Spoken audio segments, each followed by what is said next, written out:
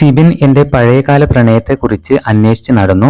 ഇക്കാലത്ത് ഒരാളോട് പ്രണയം തോന്നുന്നതിൽ ഒരു തെറ്റുമില്ല. ഒരാളോട് പ്രണയം തോന്നുമ്പോൾ അത് ബ്രേക്കപ്പ് ആവുമെന്ന് കരുതിയായിരിക്കില്ല ആരും പ്രണയിക്കുന്നത്. സാഹചര്യം കൊണ്ട് ബ്രേക്കപ്പ് ആയി പോകുന്നതാണ്. സൈന സൗത്ത് പ്ലസ് എന്ന ചാനലിന്റെ അഭിമുഖത്തിലാണ് ജാസ്മിൻ സിബിനെതിരെ സംസാരിക്കുന്നത്. ഞാൻ ബ്രേക്കപ്പ് ആയതും എന്റെ പഴയകാല പ്രണയത്തെക്കുറിച്ചൊക്കെ സിബിൻ അന്വേഷിച്ച് നടക്കുകയാണ്. അയാൾക്ക് എന്തിനാണ് അതിന്റെ ആവശ്യം? അയാൾക്ക് എന്നോട് അസൂയയാണ്. അയാളുടെ പ്രശ്നം എന്താണെന്ന് എനിക്കറിയില്ല. ഞാൻ അയാളുടെ ജീവിതത്തിലേക്ക് എത്തി നോക്കാനൊന്നും ഇതുവരെ പോയിട്ടില്ല എന്നുള്ളതാണ്. പിന്നെ എന്തിനാണ് എൻ്റെ ചരിത്രം എടുക്കാനായിട്ട് അയാൾ ശ്രമിക്കുന്നത് എന്നൊക്കെയാണ് സൈന സൗത്ത് പ്ലസ് എന്ന ചാനലിന് കൊടുത്ത അഭിമുഖത്തിൽ ജാസ്മിൻ ജാഫർ വ്യക്തമാക്കുന്നത്. അതുപോലെ തന്നെ ആര്യക്കെതിരെയും ജാസ്മിൻ ഇന്റർവ്യൂവിൽ പറയുന്നുണ്ട്. അതുപോലെ ഗബ്രിയെ കുറിച്ച് ജാസ്മിൻ പറയുന്നത് ഇങ്ങനെയാണ്: ഞാൻ ഗബ്രിയുമായി കണക്ട് ആയത് എങ്ങനെയാണെന്ന് എനിക്കറിയില്ല. എങ്ങനെയോ കണക്ട് ആയതാണ്.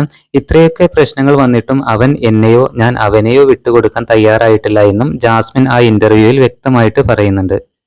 ബിഗ് ബോസ് മലയാളം സീസൺ 6 കഴിഞ്ഞിട്ടും ആഴ്ചകളായിട്ടും ഇതുവരേക്കും മത്സരാർത്ഥികളുമായി ചുറ്റിപ്പറ്റിയിട്ടുള്ള പ്രശ്നങ്ങൾ ഇതുവരെ അവസാനിച്ചിട്ടില്ല എന്നുള്ളതാണ്.